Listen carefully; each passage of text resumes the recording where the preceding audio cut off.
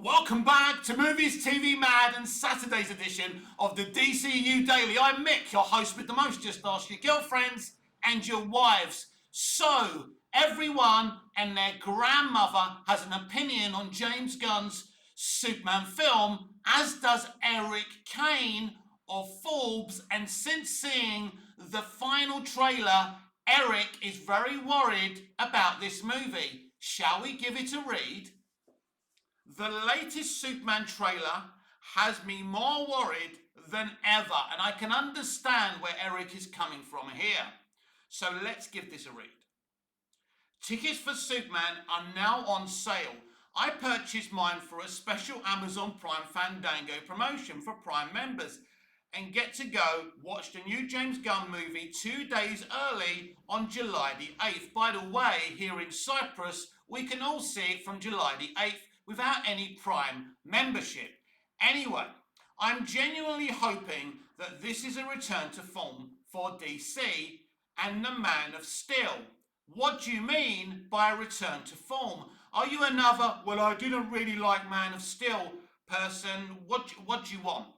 DC, for me, hasn't had a return to form since Man of Steel, BVS, the Snyder Cut, Wonder Woman, Aquaman. As you know, I even kind of low-key liked Black Adam. I wouldn't mind a movie like that, right? But we got James Gunn that does the same things all the time. This movie will be Superman meets Guardians of the Galaxy. That's why I believe I'm going to low-key like this movie. Anyway, so he's genuinely hoping this is a return to form for DC and the Man of Steel. But every trailer released so far has me worried. And the latest 2-minute spot has me more concerned than ever. It's hard to put into words exactly why this is, partly because there's a lot to like about the film's direction, or what we can tell about its direction so far. I'll start with the good. The problem with journalists like this, they want to give you the positive and the negative. Just say what you want to say, son. First of all, I love the casting all round. David Corenswet is a great choice for Superman and Clark Kent. Let's be honest about David. The only reason he got the role is because he was a fan casting and they wanted to get the fans on board from straight away. I was very surprised that David was cast. When I was on my YouTube lives and people were saying David Corenswet's going to get the role, I said, no way is new Hollywood, modern day Hollywood, going to give the fans anything they actually want. But they did. Anyway, and every glimpse of him in action or delivering lines is pitch perfect. I don't agree with that. There's things that he says that, I don't know.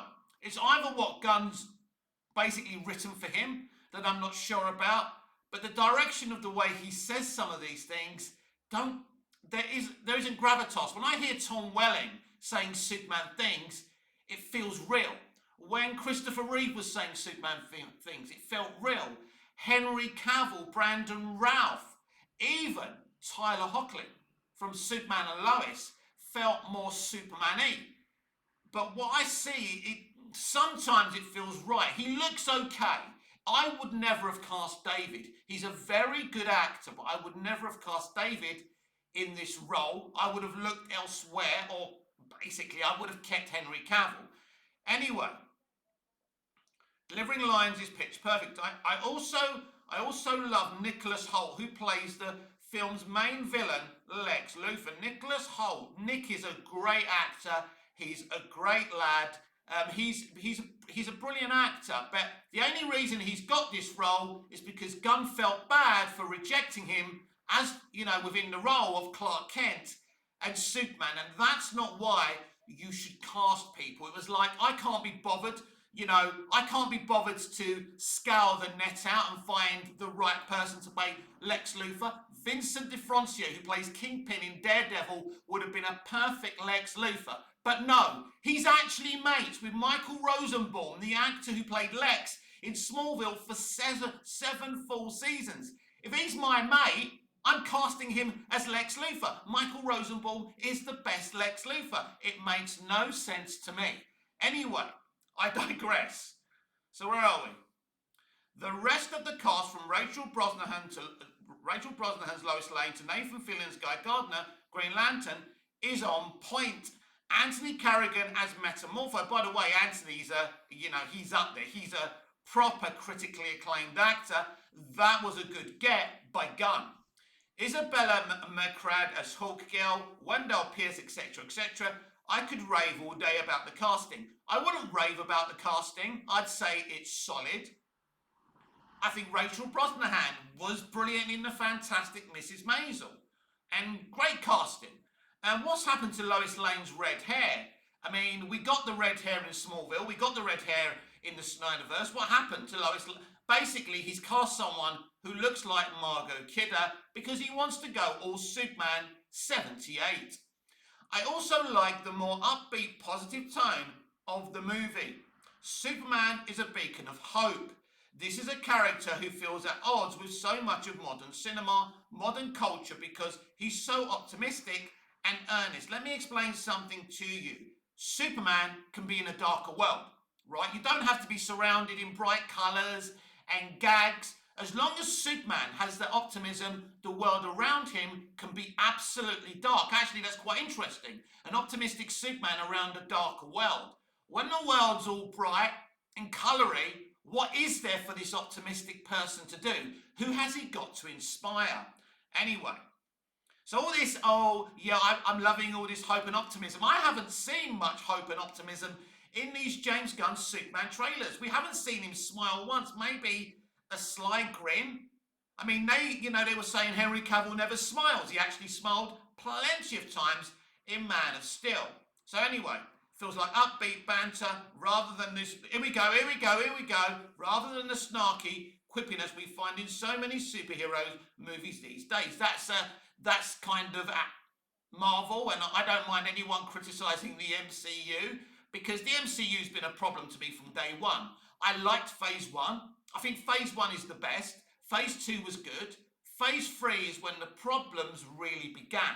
But anyway, so what is it about this trailer that has me worried? Pretty much the same things I've noticed in the past. First, the visual effects are jarring. There are some cool moments here, but the overall effect is unpleasant, I agree. What's with all the slow motion, Mr. Gunn? If we wanted erroneous use of slow-mo action shots, we could have just asked Zack Snyder to return to DC. The abundance of wide-angle fishbowl shots is also very off-putting. And what's with this shot of teeth bouncing off the camera? This just looks awful to me. Yeah, as you know, I mentioned this whole thing with the teeth. I mean, Grace Randolph, I read what Grace said yesterday, that Superman would never, ever knock somebody's teeth out, right? I mean, people had to go at the darker Cavill Superman, but he wasn't knocking people's teeth out, right? I mean, there was the whole Zod thing, but he had no choice there. So yeah, that shot looks awful. If you want Superman to knock somebody's teeth out and for the teeth to hit the camera, at least shoot it in a good way. The problem is with Gunn, he isn't, the visual kind of direction isn't his strength.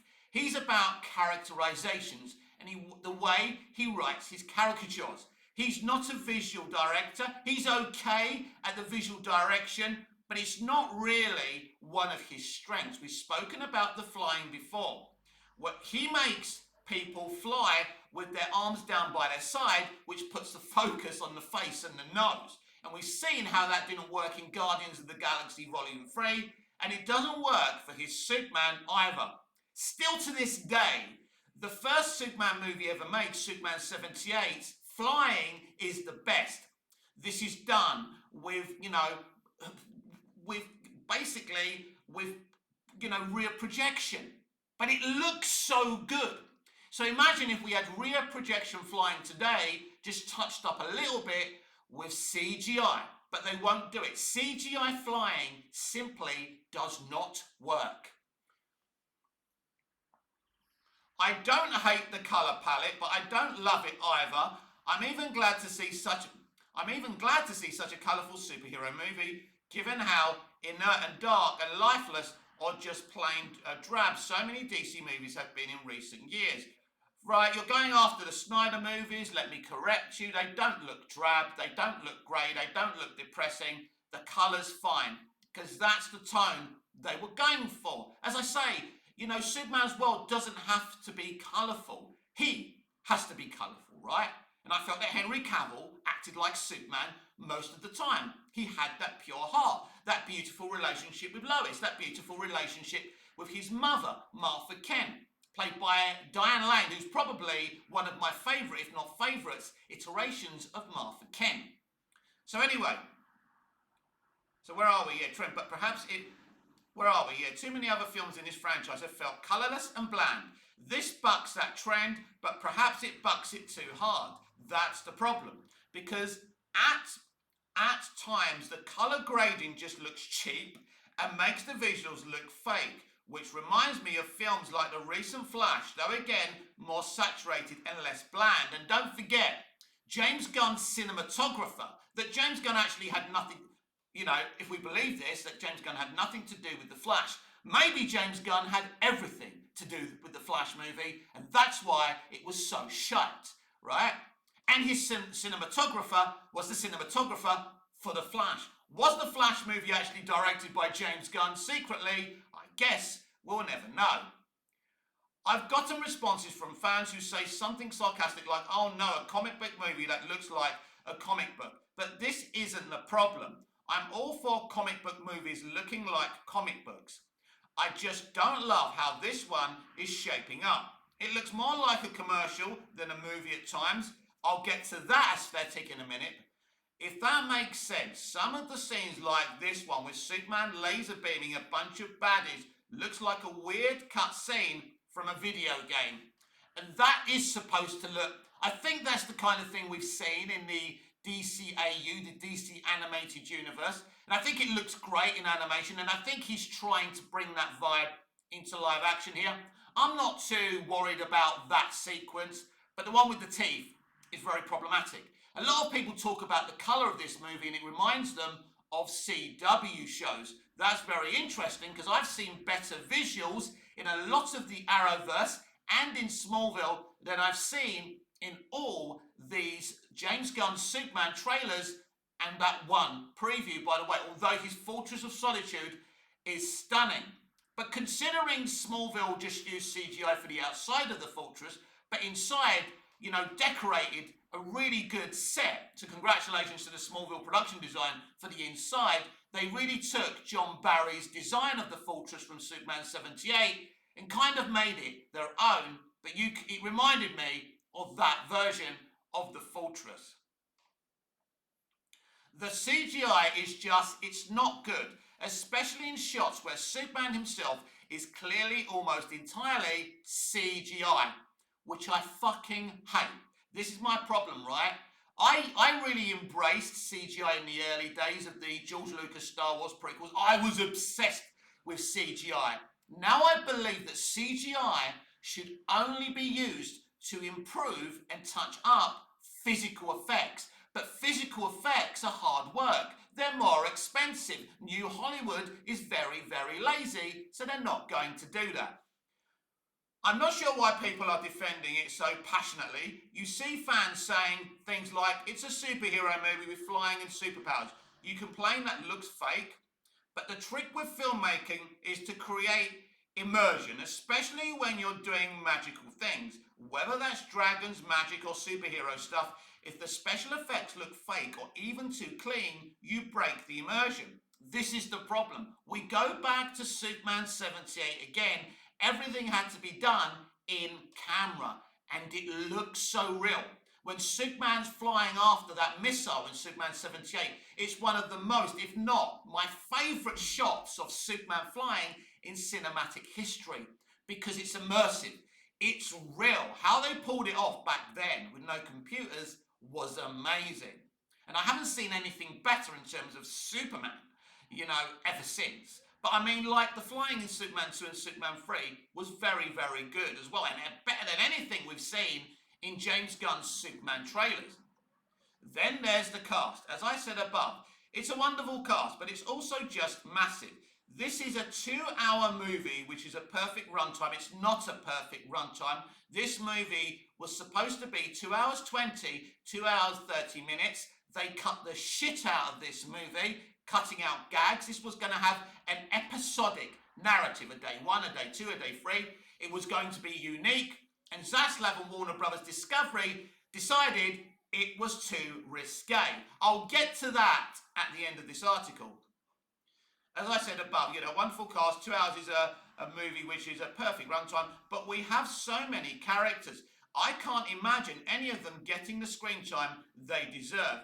I worry a lot about the pacing and this just turning into a frenetic mess with too much plot squeezed into a short picture. But you just said the 2 hours was perfect, and that's why the 2 hours isn't perfect.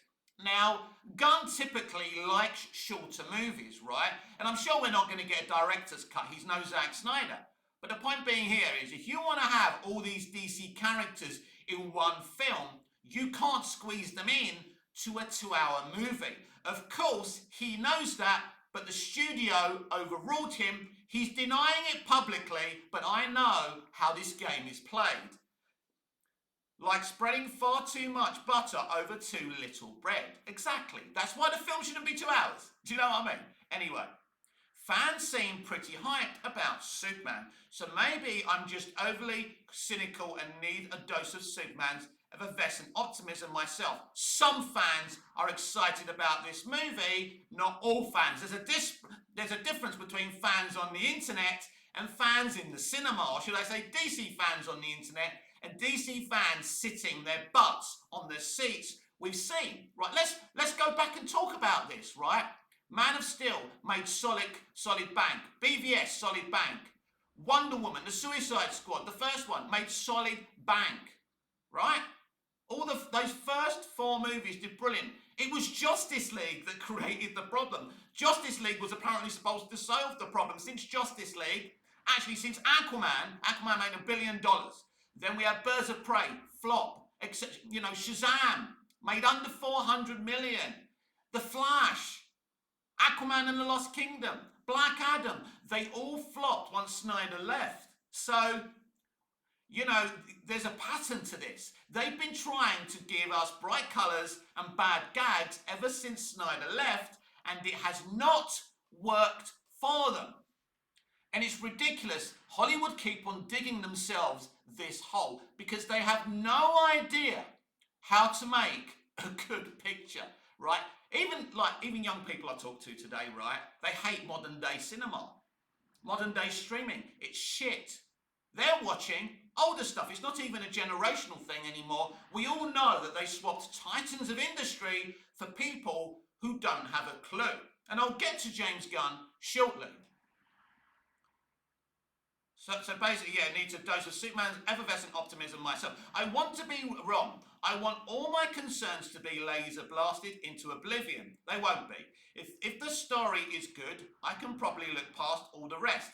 And I've enjoyed plenty of Gunn's work in the past, which assuages some of my fears. Well, my fear is he's a one-trick pony, and from what I've seen so far, that one trick is being used again. We all know one way or another in less than a month. Here's the latest trailer, basically, right? So anyway. So this guy's tried to create this kind of balanced article because he's too scared to be a hater. He's scared of Hollywood. He's scared of Gunn. And the problem is, right? We came out of the DCEU, which was divisive, which, most normies and general audiences didn't embrace Man of Steel as much as the studio wanted them to. Normies and the general audience didn't embrace BVS. Then there was the Snyder Cut, there was Justice League and all that trouble. And then the general audience and normies loved Aquaman, loved Wonder Woman, and at least came in to watch the first Suicide Squad, right? Which was destroyed. The director's vision was destroyed and was edited by a music video company. This is how clueless these people are. So they keep on messing up because they keep on going after this bright, colourful MCU vibe. and it simply isn't working. And as I say, we came from the DCU, which was divisive. I love what Snyder did. I love some of the other DCEU movies, but it was divisive. The last time DC were able to bring normies to the table, to the live action table, was Smallville and Arrowverse. And these are the facts, right? Smallville was the last time that normies that knew nothing about Superman embraced Superman, young teenagers becoming Superman fans. They're adults now. And because of Smallville, they embrace Superman. As this is the same thing that Superman 78 did. No other Superman live action has been able to do what Smallville did, right? And there's a reason for that. And this is what the studio needs. Normies and the general audience to come in. And some of the numbers I'm seeing, the overinflated numbers I'm seeing that this film's apparently going to make are a problem. But let me go back to my original point. If you come out of a divisive franchise, you want to make, I've said this before, a paint-by-numbers Superman movie. A simple movie that doesn't complicate anything. What you don't do is have mutant monkeys that are supposed to be an allegory for bots on the internet. You don't create an analogy for Palestine versus Israel and calling it something else. These are big, big talking points. But actually, a lot of the talking points that Gunn seems to be using were used in Batman vs Superman, Dawn of Justice. And I can't see Gunn having the nuance to be able to do it better than Snyder and Terrio and Goya and Nolan. But that's just my opinion. So instead of trying to make a solid Superman movie that people, can say, oh, it's just like the comics, it's okay, right? And you actually get the visuals right. The problem is, Gunn was the wrong person for Superman. I love Superman. He's my favourite character in fiction. But was he the right person, I'm repeating myself again, to launch the DCU? I am not sure about that. I think if you go for a lesser-known character, you have less pressure on you. So if it makes more than you expect, everyone goes, oh my God, this overachieved. But with Superman, Superman can't overachieve unless it makes $2 billion. And from the projections I'm seeing, that is virtually impossible now, right? I've put my head on the block, 70 million domestic weekend. That's how I'm seeing it. And it'll be interesting who's right and who's wrong. So I think James Gunn was the wrong guy. As I say, he'll make a low-key, entertaining Superman movie. But will it be enough? Will it be enough to launch the DCU? As I said, they needed a solid, good, easy to watch, easy on the eye kind of thing. So you get someone who can do that. And that isn't James Gunn, I don't think. He's got so much ego, it's ridiculous. Everything has been about James Gunn more than Superman. I don't know if that's going to work for them. James Gunn tried to promote The Flash, told people to go and watch The Flash. It was going to be the best movie in the genre, which was a blatant lie. And it flopped. No one listened to James Gunn, He told everyone to go and watch Blue Beetle because it was an amazing movie, which it wasn't. Nobody went. Nobody listened to James Gunn. So how much influence has this man got? Most of his stands on Twitter have barely got 200 followers. So are these studio bots or are these real fans? I think we all know what I think. I'll be back tomorrow.